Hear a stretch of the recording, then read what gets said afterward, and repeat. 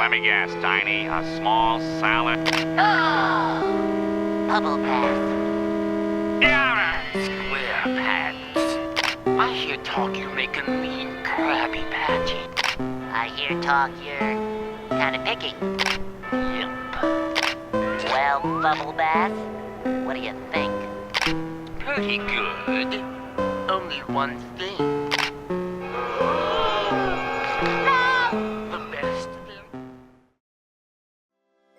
Bubble Bass might be one of the most repulsive, unlikable, and disrespectful characters in the Spongebob show, but I believe we need fictional characters like him. Yes, my theory is that the real hero of today's story is Bubble Bass, for being the best representation of what a sleazy liar looks like. But before I go over why, let's review the episode to get a full understanding and all of our evidence. If you like this content, then make sure you subscribe and turn on the notification. Check out my community tab when I do votes, and let's get right into the video. The episode starts off like any old Saturday night cartoon. We have Squidward up at the front, upset at customers and taking orders. He gives them to SpongeBob and we see him go to town. This moment right here is important. It demonstrates that SpongeBob is capable of fulfilling orders at any given time and on the spot when it gets busy. After a few more orders, we get introduced to the character. Yes, the man himself, Bubble Bass. Another important note to take here is how Bubble Bass makes his order. His request is offstandish and entitled, truly giving off a final boss moment. I'll take a double triple bossy deluxe on a raft, 4x4 animal style, extra shingles with a shimmy and a squeeze, light axle grease make it cry, burn it and let it swim. And not only does his order sound aloof, he's known around the town for being a picky eater. SpongeBob was ready for this challenge. He was ready to throw hands. Bubble Bass takes his order and he sits down. Almost everyone inside the Krusty Krab was watching. You could cut the tension in the air with a knife. Bubble Bass does a system check of the patty before taking a bite. A couple of chews here and there, doing some damage. SpongeBob, confident that he won, says, Well, Bubble Bath, what do you think? This is pretty good. Right before the final hit was done, Bubble Bass does his final move. He lied. You forgot the pickles! Gasp.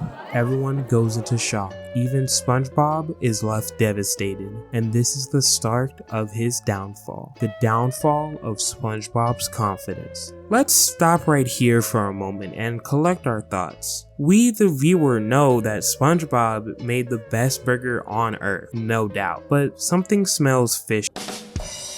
I didn't even get to say it yet. Anyway, the most important thing to notice here is that when we get confident, we can be at our heights, leading us to being overconfident. Even if one thing goes wrong, we keep climbing without solving it. And you realize you're too high up to see the problem and you fall. We create this illusion that prevents us from learning or getting over the problems we face. And once that problem hits, it hits harder than ever before. Even if Bubble Bass wasn't lying, it still can make anyone rethink their skills and talent. It's important that we keep an open mind when problems get in our way. This is one of the reasons why we need a character like Bubble Bass. He's more than just a hero. He's a foil, a reflective material for SpongeBob to shine. But I think that's enough analyzing for now. Let's get back to the episode. SpongeBob tries to go back into the kitchen to make another Krabby Patty, but he's left utterly destroyed. He forgets how to make a Krabby Patty. After failing the attempt to make a Krabby Patty, he's sent home for the day, and he's left distraught and disfigured. This contradicts what we saw in the beginning of the episode. He was doing perfectly fine and just maintaining a good workflow, but this is what happens when you lose confidence in your own work. What felt like your own territory is now something unknown to you. You feel like a stranger at your own craft. I think we can all relate to this in some way, either getting some bad criticism and leaving a nasty taste, or failing at a project you've been working on. It leaves us feeling like we can't do anything, even a simple task. Mr. Krabs sees that his business isn't doing so hot, so he goes off to find SpongeBob, and well, let's just say he isn't doing so well. He completely forgot how to do everything and doesn't have the confidence to do anything. It might seem hopeless when you're in this dark place, but it's never forever. We always find a way to get back to our regular selves, even if it means someone else believes in us or our own selves. And it might take a little bit of time, more than just time. But whatever you know, whatever you do, and however you're stuck in this dark place, just know that it's never forever.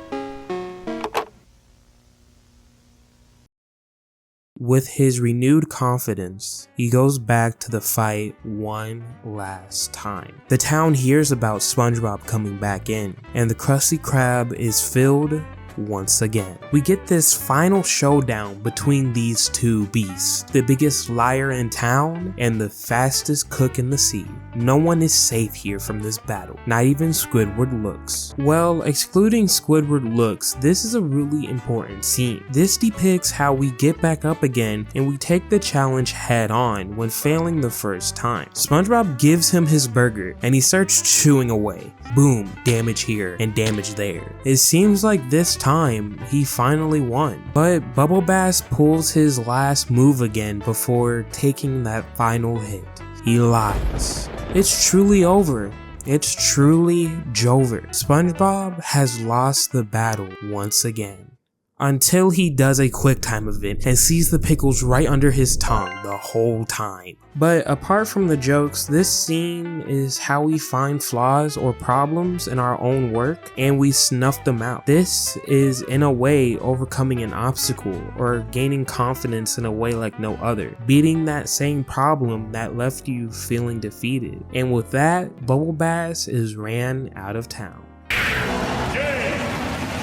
Let's collect evidence. The main theory is that Bubble Bass is the hero, and we need more characters like him. I'm also putting an emphasis on the word character. I'm not justifying or wanting more people like Bubble Bass, but I want more characters like him to represent and to help point out the real Bubble Basses in society. Let's go back to the beginning of the episode when Bubble Bass appeared. Like I said, he came across unruly and just upsetting to hear. This is my first evidence. It shows that not everyone is as friendly as SpongeBob. And if you compare him with other characters like Squidward, for instance, there is a difference between them because Squidward shows a little bit of compassion even if he gets mad time to time. But with Bubble Bass, he's just mean. He's even known for being a picky eater around the town, which leads us to know that people don't think of him highly. It teaches us that in real life, some people are not going to be as friendly or even smile at you. It's best that you do what SpongeBob does and treat them with kindness, even though they don't deserve it. Stooping down to their level isn't worth changing who you are. Another important lesson from one small interaction. But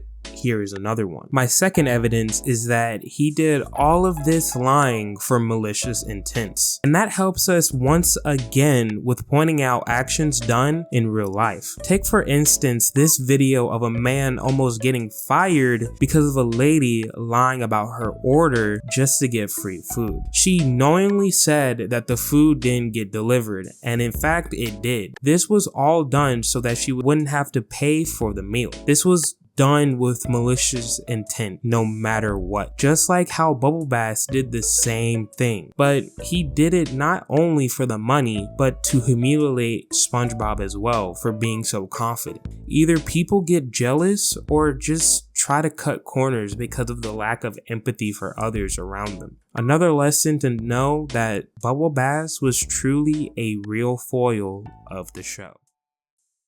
I think I can say this for everyone that no one likes a Bubble Bass, but like the character. The way they introduced him in the show and his role was amazing. He was just a jealous hater all because of how SpongeBob was so successful. Even the best of people out here still get hate for being happy. It's sad, but it just gives more reinforcement to keep doing what you do, to beat those who oppose you. Once again, I remind you to subscribe and make sure you peep the community tab to help me make the next videos. Check out Hades' Twitter for proofreading my script. I love you, my dude, and always, thank you, everyone.